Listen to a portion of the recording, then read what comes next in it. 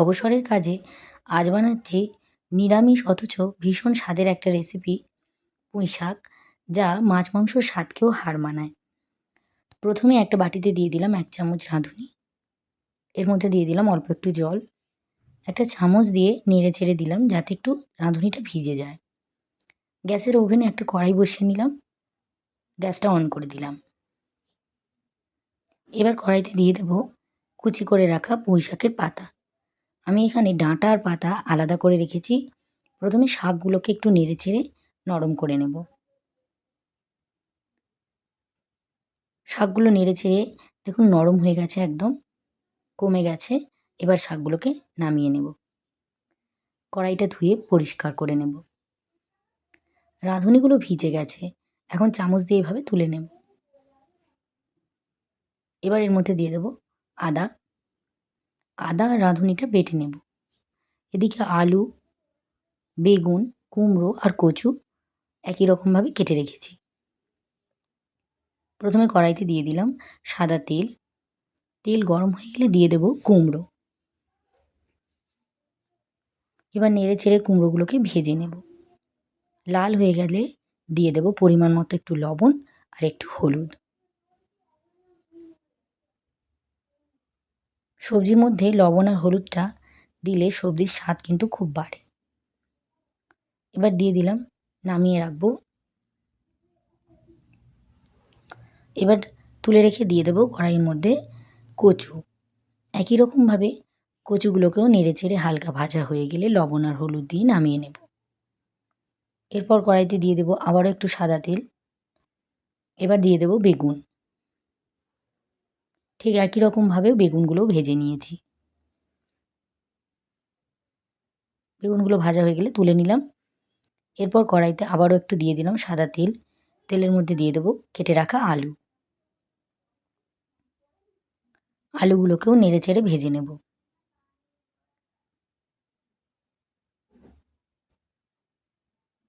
ভালো করে নেড়ে চেড়ে আলুগুলোকে ভেজে নিচ্ছি। আলু ভাজা হয়ে গেলে পরিমাণ মতো লবণ আর হলুদ দিয়ে একই রকমভাবে নেড়ে চেড়ে নামিয়ে নিলাম।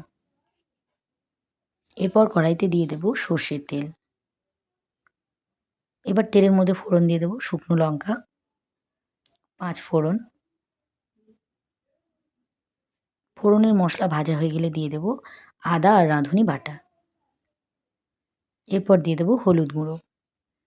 এভাবে রাঁধুনি বাটা দিয়ে আপনারাও একবার পুঁই শাক বানিয়ে দেখুন। এরপর দিয়ে দিলাম লঙ্কা আর জিরের গুঁড়ো। আর অল্প একটু জল দিয়ে মশলাটা ঢেকে দেব। মশলা থেকে তেল ছেড়ে গেলে দিয়ে দেবো ভেজে রাখা আলু।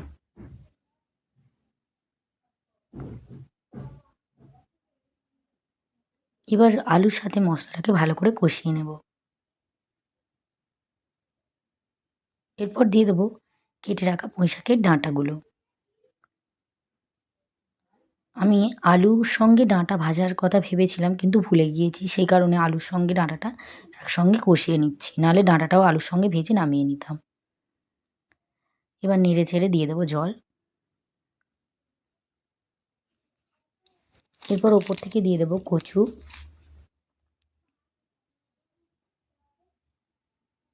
এবার এরপর থেকে দিয়ে দেবো পরিমাণ মতো লবণ, ভেজে রাখা কুমড়ো,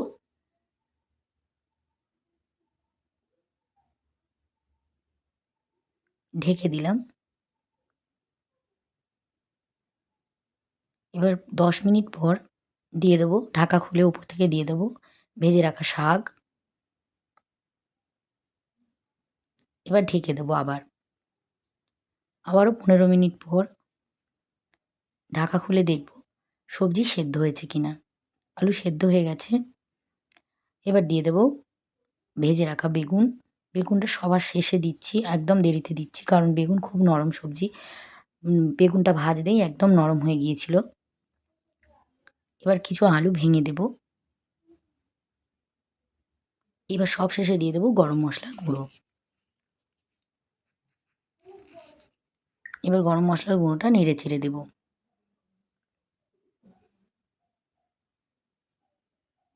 জল শুকিয়ে গেলে নামিয়ে নেব।